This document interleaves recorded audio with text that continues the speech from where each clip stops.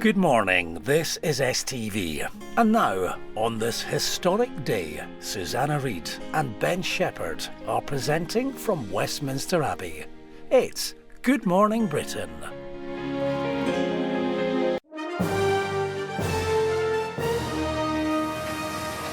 Good morning Britain, live from Westminster Abbey on the 6th of May 2023. A momentous day. The day Charles III and his wife Camilla walked through this sheltered entrance, the famous Great West Door, and emerged 2 hours later, crowned King and Queen. Over the last 1,000 years, there have been 39 coronations here. In 1953, the late Queen Elizabeth was just 27 years old when she entered the Abbey to be crowned. In the next few hours, King Charles, at 74, will become the oldest monarch to assume the throne. This morning, we're hearing the thoughts of close friend and biographer Jonathan Dimbleby, whose father Richard commentated on the Queen's coronation 70 years ago. Princess Diana's biographer Andrew Morton will be telling us why Prince Harry will feel he's representing his mother today. And iconic 3 Degrees star and His Majesty's favourite singer, Sheila Ferguson, tells us about their 4 decades of friendship and reveals how performing at his 30th ruined her love life. Kate joins us from Buckingham Palace. Ranveer will be at the doors of the Abbey as guests arrive. And Charlotte is at Waterloo Station, where the first of 5,000 military personnel carrying out ceremonial duties are due to arrive in the next few minutes. We're live with members of the public who have camped for days to see this historic event, and the Household Cavalry Mounted Regiment, who will escort the royal couple to Westminster Abbey and then, after the coronation, back to Buckingham Palace. On Coronation Day, live from Westminster Abbey, this is Good Morning Britain with Ben Shephard and Susanna Reid.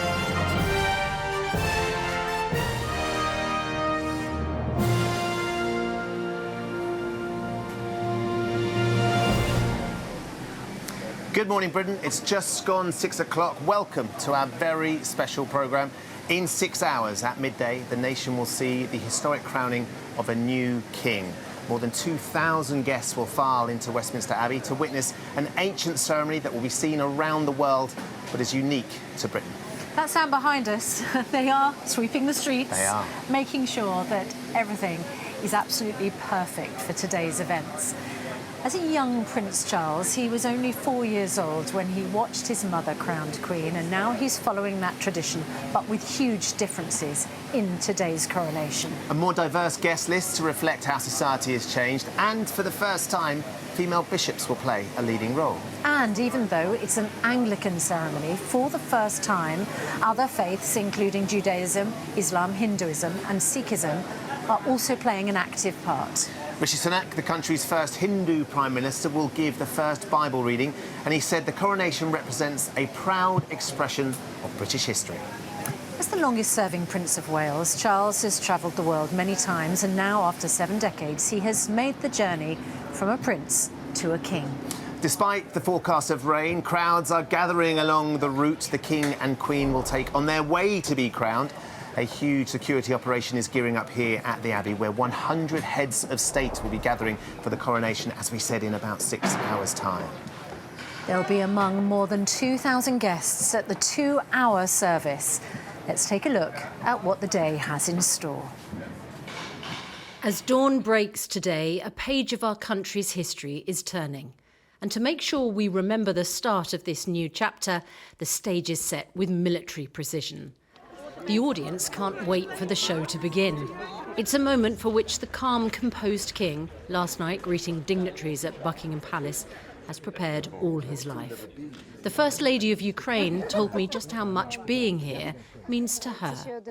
This is another huge sign of support from the United Kingdom during such a hard time for us. I hope very much that I will have a chance to thank His Majesty in person. An occasion that brings together politicians and princesses starts with a journey. just under 1.5 miles from the palace to the altar of Westminster Abbey, where a throne 7 centuries old awaits.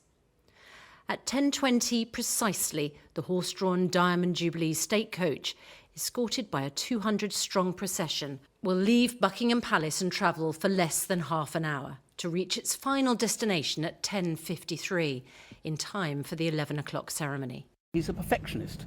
He has rehearsed it very carefully, as we've seen. He knows the history of the coronation very well indeed. He takes it immensely seriously as a very sacred occasion for someone who is an Anglican and a very committed Anglican. Just as for his mother, when St Edward's crown is placed on the King's head just after midday, gun salutes will be fired across the UK and even on ships at sea. But today's ceremony will also look different to 1953. Has been put to it, so it reflects our diverse society. So the first person that will speak to the King is a child, a chorister out of the Chapels Royal. And of course, for the first time, there will be women there who are bishops. And of course, there's a lovely element that whilst it's a Christian service, with integrity, there is a place for those of other faiths. But there are reports that one newer idea, calling on all of us to make homage to the new king, has now been toned down to an invitation. After the service, a golden coach awaits to take the new king and queen back to the palace, the same used by the late queen and in every coronation since 1762. A full rehearsal earlier this week gave us a glimpse of the sheer scale of the procession, with 4,000 military personnel taking part. Members of the armed forces will be among those getting this coronation medal, given to 400,000 frontline workers. Then, this is the moment the world awaits, that all-important family gathering on the balcony. It's thought this time only working royals will make the cut. That counts out Prince Andrew and Prince Harry, who is thought to have arrived last night, but could already be heading back to the US after the service.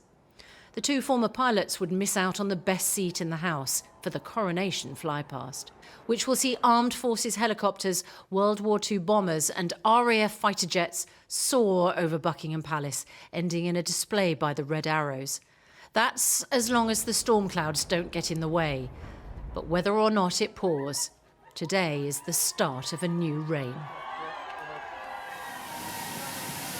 Well, in the last few minutes, the viewing areas along the route have opened up to the public. So let's cross over to Buckingham Palace. Kate is there, where almost 4,000 invited guests, including armed forces veterans, NHS staff. Kate, expected to fill those stands erected outside the palace. What an extraordinary opportunity. I know, and actually you at home have the best seat in the house to watch events at Buckingham Palace. I've been told that officially by the security officer who came up here and said, this is the best view, so ITV is the place to be throughout the day.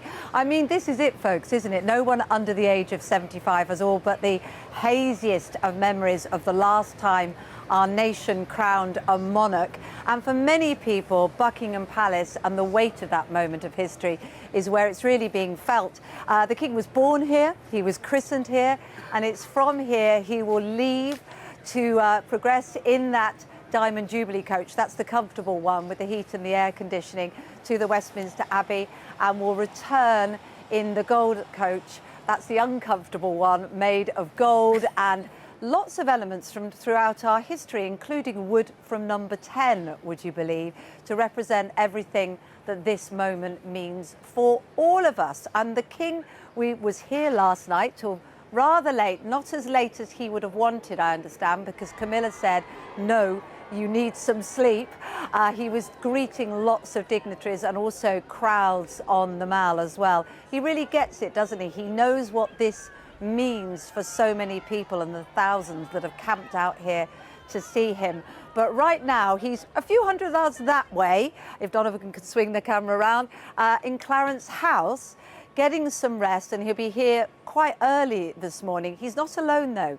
Camilla is with him, and also the UK's chief rabbi. This is very unusual. This is part of some of the things that are different about this ceremony, because, of course, it's the Jewish Sabbath today. He has to walk to Westminster Abbey, and by invitation of the King, was allowed to stay with him. Isn't that wonderful? And be part of the ceremony.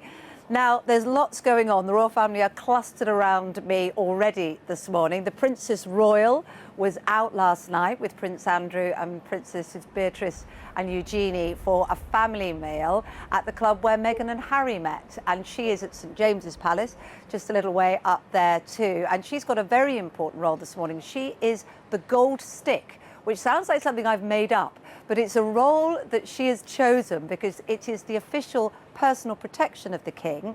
And also, she confessed, it means she doesn't have to choose an outfit, which I like. So she won't be stressed about that this morning, and she'll ride on horseback behind the King all the way as he comes back to that famous balcony, which hopefully you can see in the early light of the morning, which is the moment that all cameras will be trained upon today. Of course, first used in the 1850s by Queen Victoria at the opening of the exhibition, used in 1937 for the coronation of the King's grandfather, George VI.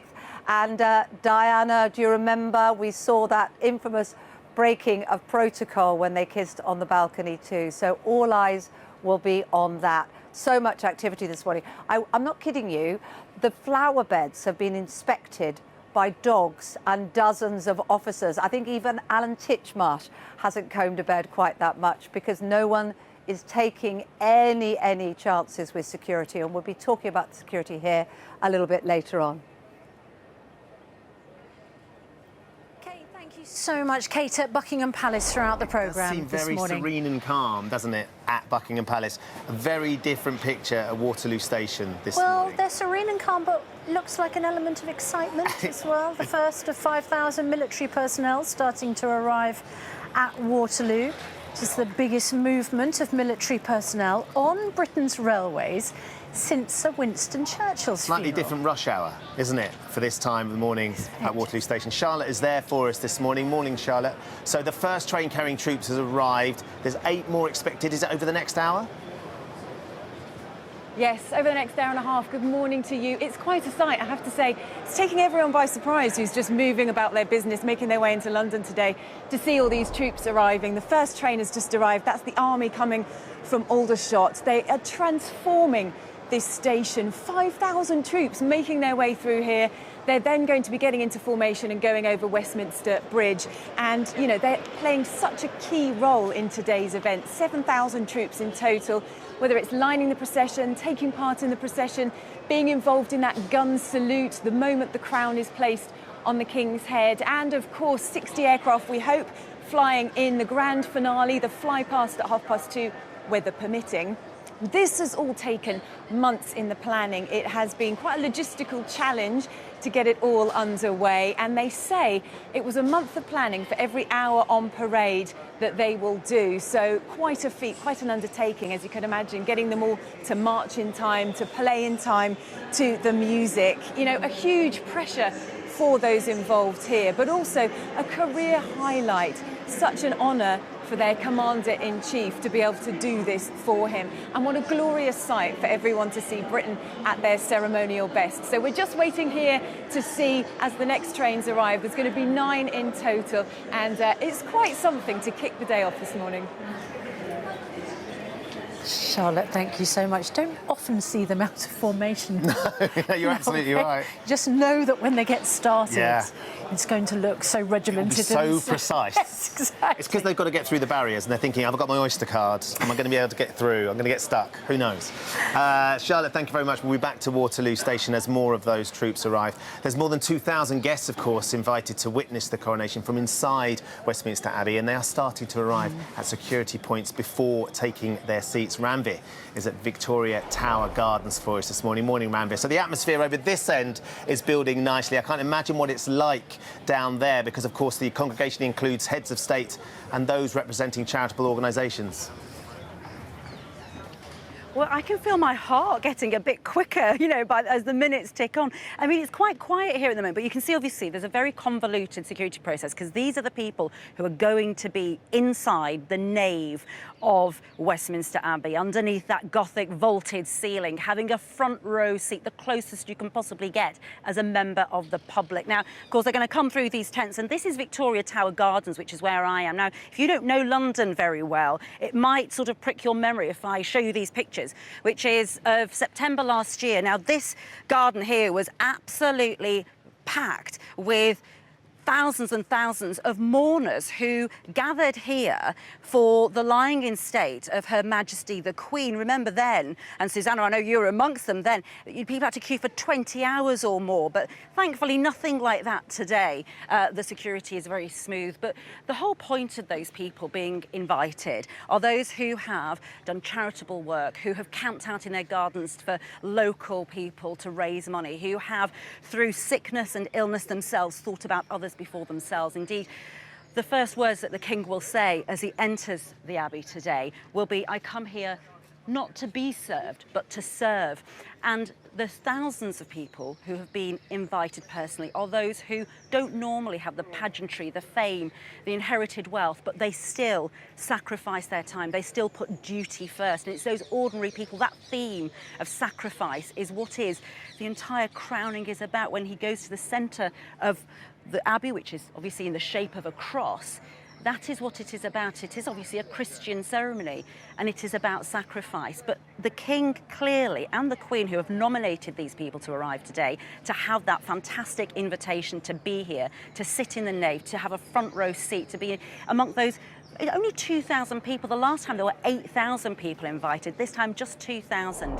And if you're one of those people, it means that you have done something very special and the King wants the spotlight on you. So that's what we're here to do this morning.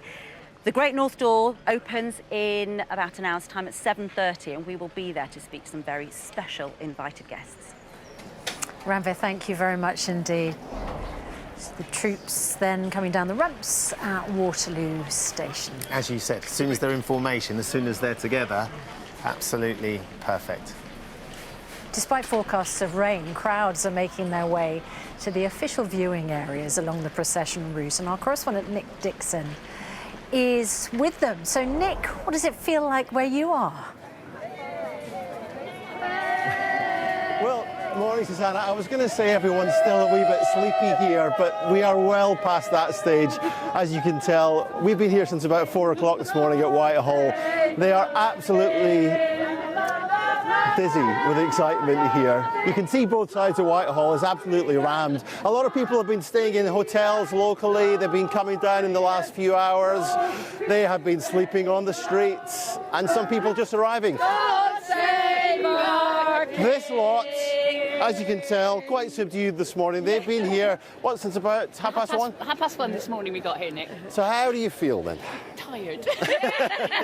Tired. I had no sleep last night, so... But excited. Coronation ready. Really excited, though. I said to them earlier, you're all quite bubbly, and of course immediately the bubbles came out.